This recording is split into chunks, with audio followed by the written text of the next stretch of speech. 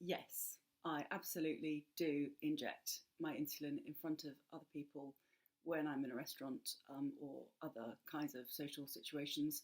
Um, I've always felt right from the beginning that it was important that I could be open and that this was not something that I should be ashamed of.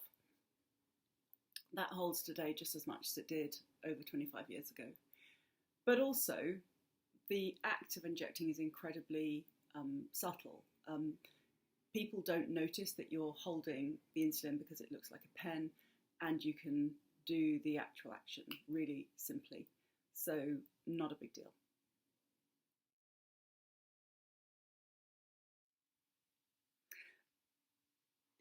I can hear a lot of people out there right now laughing at this question being asked of me because the answer is without any question yes, I do drink alcohol.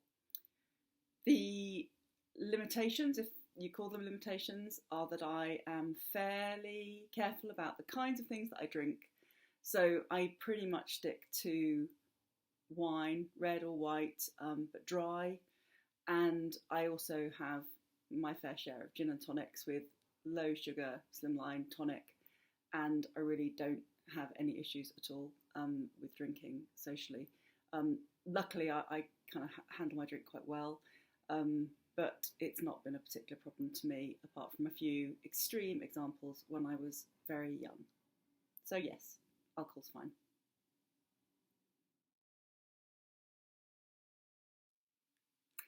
And the answer to the dessert question is also a yes. I do eat dessert, although not that often. I know that it's going to be something that I will enjoy if it's really good, but if it's not really good, I'll feel like that was a bit of a waste of both kind of food and of my kind of insulin needs and my diabetic profile. So, if it's going to be worth it, yeah. But otherwise, I will skip dessert.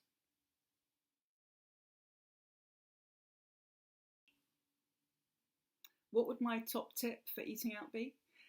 It would definitely be to talk to the waiters at the beginning, whoever's looking after wherever you are.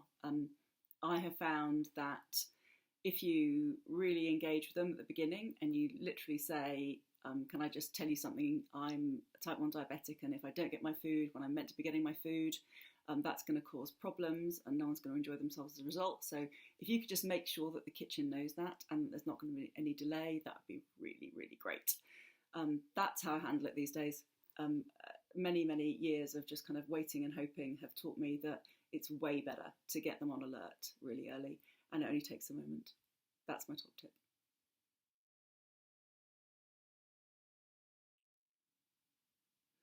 Does having type 1 diabetes stop you from having a dance? No, absolutely doesn't. It certainly doesn't stop me from having a boogie when the occasion arises. It's like any other exercise. You have to bear in mind that, if you're on the dance floor for a while, then you're going to get some kind of impact on your blood sugars. They're going to go down. And if you've been drinking as well, you need to be a bit aware of that. So maybe it's a good idea just to kind of highlight to a friend you're with that we should be a little bit careful here, keep an eye. But no, of course you can dance. It's great.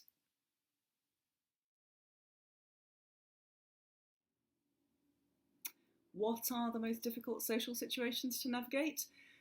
In my experience, they are when the food kind of comes along in dribs and drabs. And these are the kind of things where you're stood around with a drink, and occasionally some food kind of goes past you, but you might blink and not catch it. If the food's really spread out, it's really difficult. There was a fashion for having kind of like work parties with little bowls of food that arrived every kind of 20 minutes a few years ago, and they were just a nightmare. You didn't know what was going to come, and it arrived, and you'd look at it and go, oh, that's really not going to help me. And so you're kind of constantly trying to work out how on earth to balance the insulin and the meal. That's a bit of a nightmare. As are kind of canapes. Again, you're looking at something, you're going, well, in order to eat you, I've got to take half a unit of insulin. But, if I take that half unit of insulin, I might completely overshoot and end up having too much, and I'll be in a hypo in no time. So, actually, I'm just going to miss the whole thing. And these days, with the kind of benefit of experience, I honestly just tend to sit those things out and wait until I can have a proper meal.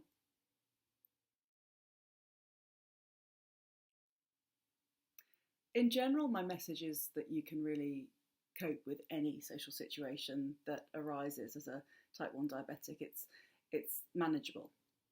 Uh, there are a few things that do come along that do embarrass me though. And then they tend to be situations where things are quiet. So, situations like being in the theatre or, any kind of show where everyone's kind of hushed while they're watching something. Um, Being in a church during a service or some kind of ceremony, being even at a conference, where there are speakers. And in all of those situations, if you start to have a hypo, you're sat there thinking, okay, so in order to resolve this, I have to dive into my bag, I have to rustle around a bit, I have to bring out my packet of sweets, and then I have to eat several sweets before I'm well again. And everyone around you is going to see and hear and maybe tut, and it looks like you're just somebody who has absolutely no kind of social care whatsoever, when in fact you want to wave a big sign in the air saying, I'm a type 1 diabetic, everybody, and I have to do this, it's important. Those are the moments that I don't like.